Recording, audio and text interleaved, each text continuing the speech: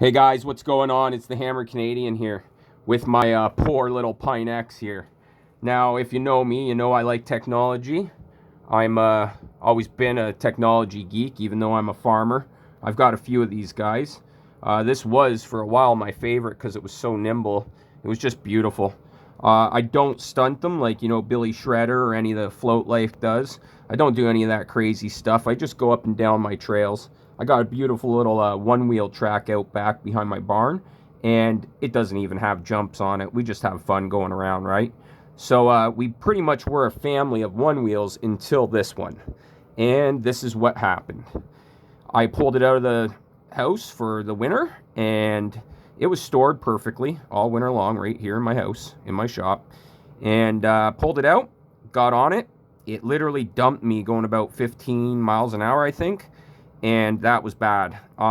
Came back to it, it was dead.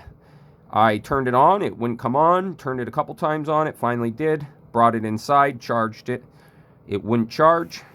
And I found all of the lines in here. I took it apart because they said it was out of warranty.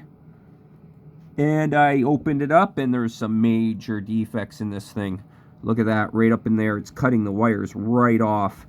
And this one literally sheared the wire right off. Yep, that's how bad it is.